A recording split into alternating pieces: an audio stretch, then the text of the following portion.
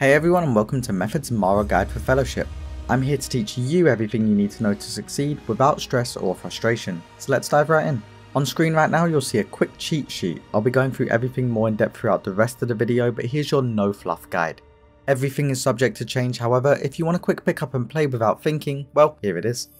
Mara is a melee DPS who utilises a combo point builder spender system to deal big damage. With Mara, it's all about debuff maintenance and buffs. We'll talk about exactly what to press and when later, but essentially what we are trying to do is buff our resource generation. Different debuffs and buffs give us increased amounts of resources to play with, and with that we can work to do massive damage.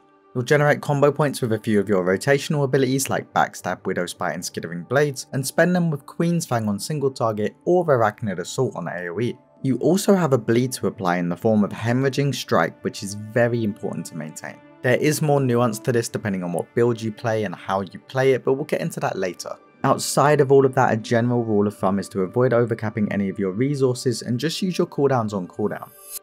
Mara's entire gameplay loop revolves around her resources, since if you have none, you just can't press your buttons. Because of this, we pick a handful of talents that aid our resource generation, while at the same time we also grab some game-changing damage options. As you unlock talent points throughout your journey, different nodes require different investment, which means our options can be quite free-flowing. But I've gone ahead and made it as simple as I can for you all, outlining what I believe to be the best general setup you can have at every stage. So your talent timeline will look like this. Your first 2 points go into Corrosive Spill, third goes into Venomous Delight, and so on. On screen you'll have a stage by stage breakdown highlighting all of the talents chosen, so just follow along and you'll be fine. The build does shift around, so keep an eye on where points are being allocated and feel free to pause the video at any moment to double check things. There is also a talent point counter at the top to help identify how many points are being used at each stage. The build I'm recommending is ultimately a bleed build for its simplicity, but there are better performing builds available at the cost of complexity. Feel free to try things out, mix and match, and just have fun with it. With how important energy and combo point generation is for our damage, we want to make sure we're using our cooldowns that give us those resources. This includes our stealth ability, Brooding Shadows. You want to ensure you're re-stealthing in between pulls to avoid wasting a charge of this, and try to never let this sit on max charges either. One thing that tends to always stay the same regardless of build is you essentially want to use your cooldowns on cooldown like we mentioned before. The only exception to this is holding Maiden for your ultimate or holding Maiden at the very end of a pull. Due to the nature of Mara and all her rolling buffs and debuffs, she has less of a strict rotation and more of a priority system. On single target this looks something like this. You'll want to enter in Stealth and Widow's Bite to apply Seething Poison. Maintaining 100% uptime on this is very important. You'll also want to use Brooding Shadows, Widow's Bite again whenever this debuff is falling off. Your next priority is to apply Hemorrhaging Strike. This is another debuff where maintaining it 100% of the time is important. This should happen fairly naturally, as you'll always want to consume Hemotoxin procs with a 6 combo point Hemorrhaging Strike as they come. Outside of that, don't let yourself cap on Brooding Shadows or Widow's Bite charges. You'll always want to use Brooding Shadows Backstab on single target unless you need to reapply Seething Poison. With all of that said and done, you'll want to be spending 5 or more combo points on Queen's Fang whenever you spend. On single target with this build, Maiden of Death doesn't really change much, it just allows you to build and spend way more frequently.